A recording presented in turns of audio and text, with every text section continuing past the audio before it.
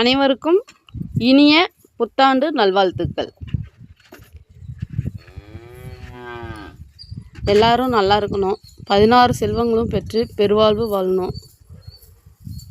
நோய் நொடி இல்லாமல், மக்களுக்கு பண கஷ்டம் மன கஷ்டம் இல்லாமல், நாடு சண்டை எதுவும் இல்லாமல், நிறைய குழந்தைங்க சாப்பாட்டுக்கு இல்லாமல் இருக்கிறாங்க. நல்லா நிறைய இவங்களுக்கு எல்லா மக்களுக்குமே 3 வேளை சாப்பாடு, தண்ணி, உடல் ஆரோக்கியத்தோட நல்லா சீரும் சிறப்புமாக எல்லோரும் நல்லா இருக்கணும்.